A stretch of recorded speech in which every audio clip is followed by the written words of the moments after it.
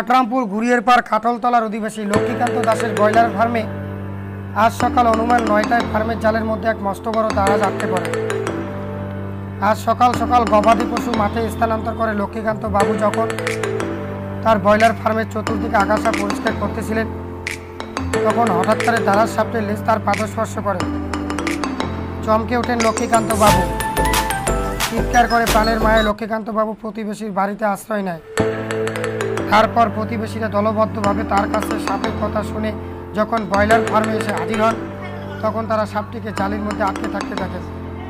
অনেক গ্রামবাসী উত্তেজিত হয়ে সাপটিকে মারার জন্য উদ্যত হলেও লক্ষ্মীকান্ত বাবুর তাতে কোনো সায় না থাকায় শেষ পর্যন্ত সাপটি মারা হয়নি। লক্ষ্মীকান্ত বাবু সরাসরি বিলশিষ্ট সেবা বিনোদনের চ্যানেলের সঙ্গে যোগাযোগ করে সাপটিকে উদ্ধারের জন্য অনুরোধ জানায়। শেষ পর্যন্ত সেবা বিনোদনের কর্মকর্তারা সেখানে উপস্থিত হয়ে ঘটনা পর্যবেক্ষণ করে তুফানগঞ্জের বিশিষ্ট সর্প বিশারদ প্রতীক সরকারকে অবগত করেন। প্রতীক সরকার ঘটনাস্থলে এসে সাপটিকে উদ্ধার করেন এবং নিকটবর্তী রায়ডাক নদীতে ছেড়ে দেন। এ প্রসঙ্গত উল্লেখ্য যে সাপটি জালিতে আটকে যাওয়ায় মারাত্মকভাবে আহত হয়। প্রাথমিক চিকিৎসার পর তাকে রায়ডাক নদীতে ছেড়ে দেওয়া হয় বলে সর্প বিশারদ প্রতীক সরকারের কাছ থেকে জানা গিয়েছে। এখন আমরা সরাসরি কথা বলে নিব ব্রয়লার ফার্মের মালিক লক্ষ্মীকান্ত দাসের সঙ্গে এবং সর্প বিশারদ প্রতীক সরকারের সঙ্গে। তো আপনার ব্রয়লারের ফার্ম, তাই তো? তো এখানে কত পরিমাণ ব্রয়লার ধরে বা ক্যাপাসিটি কিরকম? 2000 পাখির ক্যাপাসিটি। 2000। তো এই যে আপনি যে সাপটাকে দেখলেন, তো এটা কখন দেখলেন? এই তো ঘন্টাখানেক আগে, মোটামুটি 9টার দিকে। কিভাবে দেখতে পেলেন যে আপনার ব্রয়লার ফার্মে একটা সাপ আবদ্ধ হয়ে আছে বা আটকে আছে? আমি ওই যে গরু বাঁধতে গেছি, ওদিকে গরু বাঁধতে যে আসছে সবাই, তা আমি ভাবি যে ফার্মের পাশে জঙ্গল ঘাট উঠছে, একটু তুলে দিই। তোলার পথে দেখি একটু তুলে দেখি একটু ল্যাস বেড়েছে। পরে ল্যাসটা দেখার পরে দেখি কিসের ল্যাস, পরে দেখি ভালো করে দেখি একটা সাপ, বড় সাপ ওখানে পাক খেয়ে আছে। পরে হঠাৎ করে দেখে না, আমি ভয়ে আতঙ্কিত হয়ে সিগড়ে পাশাছি। পরে একটু দূরে ফাঁকছে লোকজনকে বলেছে, পরে পাশাপাশি লোকজনকে জানাইছি, সবাই এসেছে কি করা যায়। পরে তোমার সাংবাদিক মাধ্যমে আর কি যোগাযোগ করে সেবা বিনোদনের অফিসে আপনি যোগাযোগ করেছেন, তাই তো? তারপর তো সর্ববিশারদ প্রতীককে বলা হলো, দ্রুত আসছে, তাই না? ও আসবে এখন। আচ্ছা। এর আগেও কি আপনাদের ফার্মে সাপ দেখা গিয়েছে? না, সাপ দেখা যায় নাই, তবে এই সাপ আশেপাশে দেখা গেছে, প্রায় দেখা যায় আর কি। এই যে আপনি যে সাপটা দেখছেন, এটাকে দেখে আপনার কি সাপ মনে হয়? ডারাস বা গোপ্র? না, সাপ দেখে আমার মনে এটা ডারাস সাপে। ধন্যবাদ আপনাকে।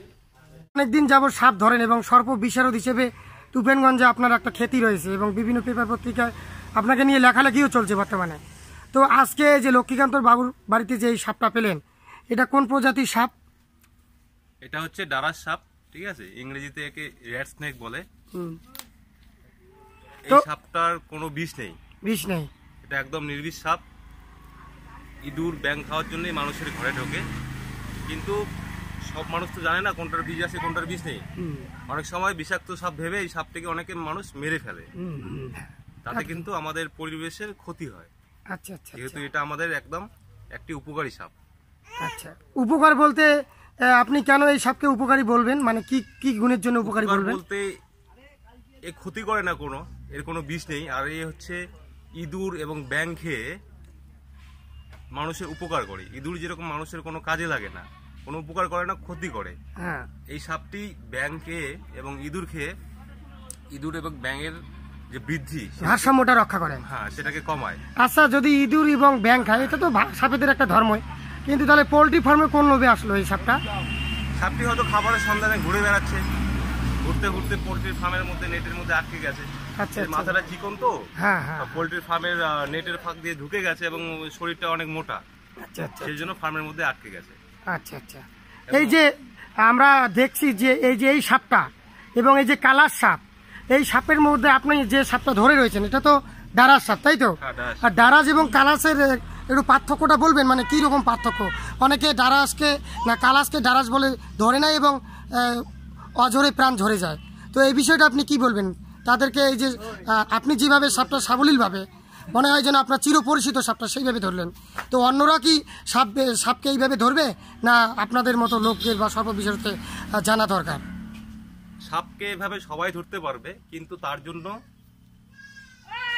মানে সাপ চেনা দরকার, সাপ সম্বন্ধে জানা দরকার, কোনটা কি সাপ, কোনটার বীজ আছে, কোনটার বীজ নেই, এবং অবশ্যই প্র্যাকটিসের দরকার। আচ্ছা আচ্ছা। প্রশিক্ষণ ছাড়া এভাবে কেউ সাপ ধরতে পারবে না, এবং সাপ সম্বন্ধে না জেনে ধরাটা ঠিক না আর কি, প্রশিক্ষণ ছাড়া। আর কালার সাপ এবং ডানার সাপ অনেকটা একই রকম দেখতে, হ্যাঁ কিন্তু কালার সাপের যে মাথাটা আছে হ্যাঁ এর থেকে একটু মোটা হবে, চোখটা হবে ছোট, এবং এই ডানার সাপের চোয়ালের মধ্যে জেব্রা জেব্রা দাগ আছে, এই যে জেব্রার মতো কালো কালো দাগ আছে, জেব্রার মতো দাগ আছে, হ্যাঁ, তাই তো? হ্যাঁ। কিন্তু কালার সাপের সেটা নেই। কালার সাপের নিচটা একদম হালকা হলুদ এবং হালকা সাদা রঙের হয়, আচ্ছা। এবং চোখটা এর থেকে ছোট হয়। তো এই যে সাপটি আপনি উদ্ধার করলেন, এই সাপের এখন ভবিষ্যৎ কি করবেন আপনি? কোথায় এটা এই ছেড়ে দেন? সাপটি একটু অসুস্থ আছে, অসুস্থ মানে অনেক জায়গায় নেটে আটকে যাওয়াতে অনেক জায়গায় কেটে গেছে। দেখি ক্ষত স্থানটা দেখান তো একটু। আপনারা লক্ষ্য করবেন, এই দেখুন, এই যে অনেক জায়গায় সাপটা কেটে গেছে, হ্যাঁ এই যে এখানটায় কেটে গেছে, রক্তপাত হচ্ছে বুঝি মনে হয়। হ্যাঁ হ্যাঁ, আচ্ছা। এই যে অনেক জায়গায় কেটে গেছে, এই যে হ্যাঁ, হ্যাঁ। আশ্বাস উঠে গেছে, হ্যাঁ হ্যাঁ, এটাকে একটু প্রাথমিক চিকিৎসা করে তারপর এটাকে আমি জঙ্গলে ছাড়বো। আচ্ছা আচ্ছা, ধন্যবাদ আপনাকে, ধন্যবাদ।